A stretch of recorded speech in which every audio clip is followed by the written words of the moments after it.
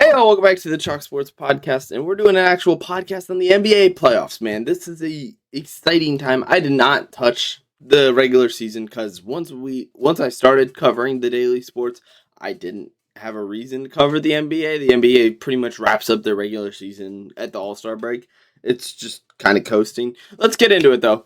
The OKC Thunder versus the Suns is such an easy pick for me. It's the Thunder by a mile. The Thunder did almost lose that season series. They're not as dominant as last year, but I still obviously think they're the best team in the league. They have an 11.1 net rating, which is way better than anybody else. The Pistons are the only team that is even kind of close. And if you look post All-Star break, it's pretty much the same deal where they're third, 10.1. They were on a heater even coming into the end of the season. And that is the best way to look at it, is look at post All-Star break, maybe the last 15 games if you really want to be picky.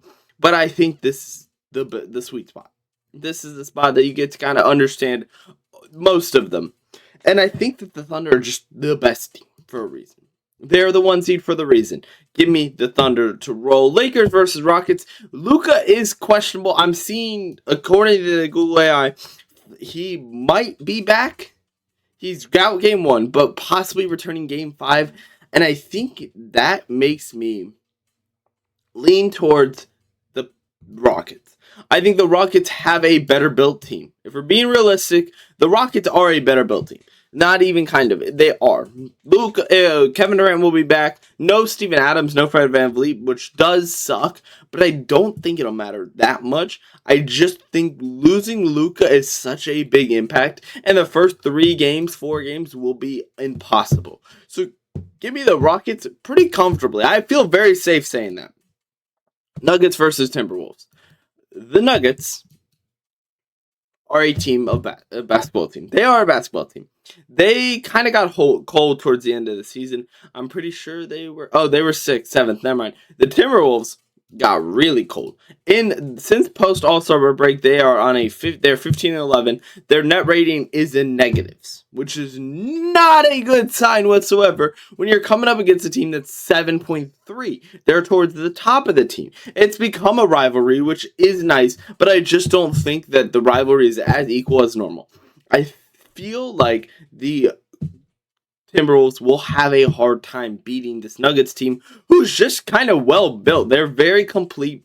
Even in the season series, they won 3-1. Denver's projected to win by a mile, and I think that's going to be the case. Spurs versus Trailblazers, and credit to the Trailblazers, man. Do not take away the Trailblazers, man. They managed to make it to the postseason. They made it. They finally did it. For the first time in what feels like forever, they won their playing game against the Suns, and they made it. And I feel very proud for them, but I don't think it'll matter. This team is not ready yet. They are getting there. They are better. Danny Avdija has taken a huge step up. I think that the Trailblazers in general have become a solid team, but I think they're so young and so inexperienced that it's going to be the epitome of them. It's not like the Thunder last year where they were inexperienced and they managed to just pull it off because they're talented. The Trailblazers find themselves in a spot where they're not overly special. They're 14th on net rating, just above the Magic, just below the Clippers. I just don't feel confident in them. So I'm going with the Spurs to dominate that one. Now, Rockets Thunder's up, and I think this game's a lot closer, but I just don't think it's going to be that close. I'd imagine like a 6-game series where the Thunder dominate. Nuggets versus Spurs, I'm going Spurs. I haven't talked about them a lot for a reason, but I just think the Nuggets don't match up well against the Spurs. I don't know the season series, but I'd imagine it's not overly close because of the matchups. Oh, wait, never mind. Maybe it was. Oh, Denver won 3-1. I don't think it matters still, though. I still feel like these Spurs are the better team in a lot of these spots. Now, will this game be close? Yeah, this game's going to be a nail biter. I expect a 7-game series, but I just have a hard time seeing this Nuggets team take that step, take that leap over a Spurs team that's very complete. They were missing Wemby in that game. In the 136 game, he did play and he had 34 points. I don't think the matchup works well for them. And if Wemby doesn't play, then it might be different, but I do think he's going to play, and I think that it's going to be a Nuggets Spurs. It's going to be a Spurs win. Now, time for the best game. Spurs Thunder. The traditional game of rivalry of honestly it's been such an awesome rivalry lately that's been kind of building in the background for a little bit now. They've played a few times throughout the season. I can't remember the exact count as I get it up. They played a lot. Never mind. They went 1-0. Wait, why is it? I don't know what that's about. Game. Oh, is that a putt? I don't know what that is. Anyways, can I find the most recent games? But yeah, this Spurs team, they played the Thunder very well. They won 4 of the. I don't know what it is. I can't find it. Spurs versus Thunder.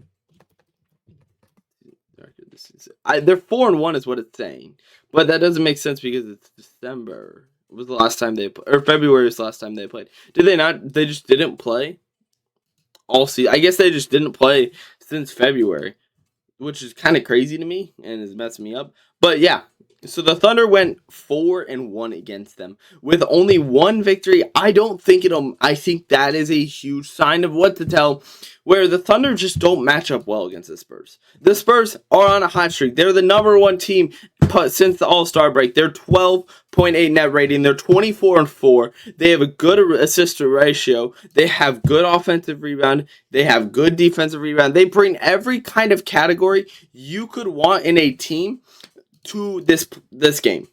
And I just don't think it'll be close. Give me the Spurs. Moving on to the East, Magic versus Pistons. As a Magic fan myself, I have a hard time seeing this go their way.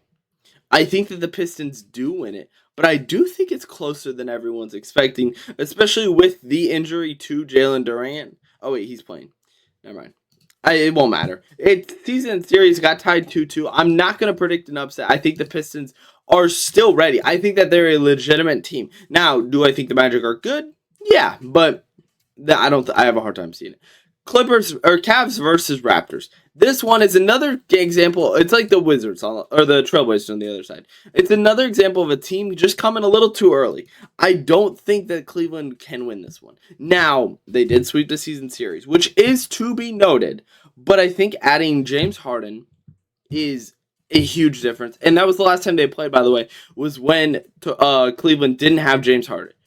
Adding James Harden changes this a lot. One of the better players in history, honestly, in my opinion. He's one of the best players of all time just because of the way he plays. He's very smart. He's very tactical, but he also knows what he's doing. It is a different team with James Harden on the court. And they've been showing that time after time after time after time, ranked 12th, which is kind of low in my opinion for them. I think there might have been some games where their starters weren't playing. I feel very confident. I'm going Cavs. The Raptors are a good team. They're just a year too early. Knicks versus Hawks, a classic game that doesn't have the man, which really kills it for me. I don't think this Hawks team stands a chance. Without Trae Young, they don't stand a chance. If they had Trae Young, oh my God, this would be the dream. But because the Hawks traded Trae Young, which made sense, this series is not as close as it normally would be. The New York won the season series. I think New York's going to win this game pretty handedly. Celtics versus 76ers. They were chanting, they want Boston. They want Boston, they said. I think Boston is going to show why you don't want Boston. Hot team. They are on the hot streak. They finally got their man back. They finally got Tatum. And I think that is going to be the impact. Boston is going to roll this 76ers team. Moving on to the next series, Pistons versus Cavs. I think this is the time for the Pistons. I'm very high on this Cavs teams. They're so well built. On paper, they are one of the best teams in the league. Between James Harden, between Jared Allen and Devin Mitchell and Davion Mitchell, Donovan Mitchell, whoa, Davion, and Dennis Schroeder. But overall, they're just so well built. Dean Wade, Max Strus, even when he plays, Evan Mobley, they have so much talent top to bottom. It makes me feel very confident in this team. And I think the Pistons are just a year early. They're coming into a series where they're kind of inexperienced. They're lacking that time spent playing in the playoffs. And I think that's going to kill them at the end of the day. Knicks versus Celtics, I'm going Celtics. It's a close series for me, but I think the Celtics adding back Tatum is going to be huge. It is going to make all the difference in the world. And I think that it's going to be something that is going to set teams on like worry. They're going to be scared because Tatum is going to be hungry. Hungry dogs run faster is what they say, and I stand by it. I think that the Celtics are going to make the finals. They're going to be the Cavs. I'm very high on the Cavs, but I just don't think they have enough juice to beat out a Celtics team that is going to be running with Tatum and with all that talent along with Jaylen Brown and Peyton White. Well, I'm blanking on his name now. They have so much talent. And you can't deny that fact. That's the uncomfortable truth, is that the talent is going to end up putting this Cavs in an uncomfortable spot. Between Derek White, Jaylen Brown, Sam Hauser, or Baylor, Jason Tatum, and I think that the one weakness will be the center point. And that's why this finals is so interesting to me. Because I think the Spurs claim their first one. And I know it's going to be really interesting. If this is what comes true, I don't think this series will be close. I think this is the worst case scenario for the NBA. Give them Thunder Celtics, and now we got a game on our hands, folks, because they're matched up well. They're very close knit. Spurs Celtics is going to be a blowout because I feel like the spot for the Celtics will be Wembanyama is a beast. He is tall. He's powerful. He's a good center. Their starting center is Nimas. I forgot how to pronounce it. That scares me a lot. How are you guarding Wembanyama? A hungry Wembanyama is a scary Wembanyama at that, and I think the Spurs are too hot to handle. Give me the Spurs to win the championship. Thank y'all for watching. Make sure to tune into my NHL preview or playoff preview, and I'll see y'all in the next one. Peace.